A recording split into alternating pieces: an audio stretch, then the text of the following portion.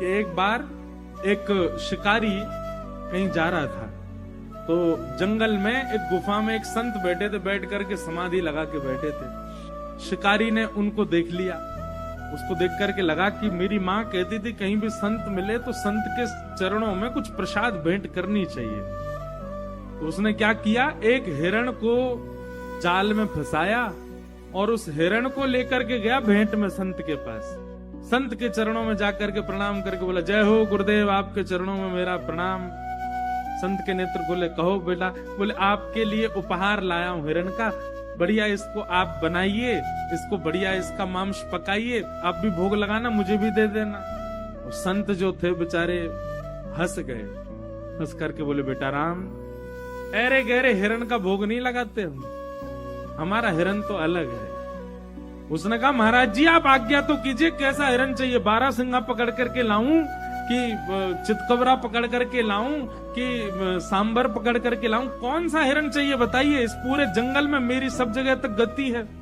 तो संत ने उसको सहज भाव से कहा, लिखो हमको कैसा हिरण चाहिए। बोले, बताइए। सबसे पहला, हम जिस हिरण का भोग लगाएंगे वो मोर मुकुट पहनता है। शिकारी बोला, मोर मुकुट पहनने वाला हिरण? बोले, हाँ जी। अच्छा, और? बोले, कर्णयोः कर्णकारम, अपने कानों में कुंडल पहनता है। शिकारी बोला, ऐसा हिरण तो मैंने कहीं नहीं देखा, कुंडल वाला हिरण? बोले, हाँ। और आगे सुनो। बोले, क्या? पीली पीतांबरी पहनता है, गले में वैजंती माला पहनता है, पैरों में नूपुर पहन करके छम छम करते बांकी अदा से चलता है। और सबसे बड़ा गुण क्या है इसका? बोले, क्या? बोले, अधर पर वंशी रख के वेणु बजाता है। अब यहाँ पर बैठे हुए संत तो भगवान का वर्णन कर रहे हैं, पर सामने बैठा शिकारी इतना भोला है, उसको लग रहा है ऐसा कोई हिरण ही होगा। उसने मन में विचार किया, मैं ढूंढ के लाता हूँ इसको, और गुरुजी आप चिंता मत करो, जब तक ये हिरण नहीं मिल जाएगा मैं भी कुछ नहीं पाऊंगा।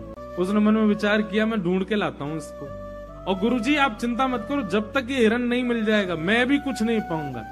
सब जगह ढूंढा उसको ठाकुर जी, अब तो वो हिरण मिले ही नहीं।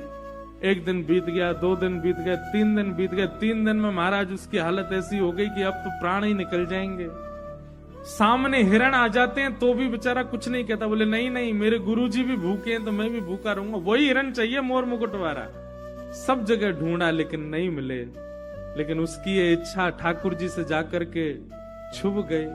बैठा था एक वृक्ष के नीचे, गला सूख गया है, प्राण निकलने को हो रहे हैं भूख के मारे। और तभी क्या देखता है कि सामने कुंज में से त्रिभंग लली पीतांबरी पहने हुए, मोर मुकुट धारण किए, कानों में कुंडल पहने, अपने अधर पर वेणु का वाद करते हुए ललित गति के साथ में चलते फिरते भय श्याम सुंदर उसके सामने आ गए। जैसे ही उसने श्याम सुंदर के रूप को देखा, देखते ही अपने गुरुजी की लेखनी देखने, मोर मुकुट भी है, कानों में कुंडल पहने, पीली पीतांबरी पहनी, गले में इसने वैजंती माला पहनी, वंशी बजा रहा है, कहीं यही तो वो हिरण नहीं है? मानो वो जैसा दिख रहा है बिल्कुल।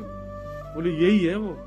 अब ठाकुर जी आगे आगे चल रहे हैं, वो पीछे जाला पकड़ करके चल रहा है जिससे हिरण पकड़े जाते हैं। और थोड़ी दूर जाके उसने जाला फेंका, ठाकुर जी को उसमें बंदी बनाया और पकड़ करके अपने कंधा पे टांग करके ले गया गुरु जी के पास।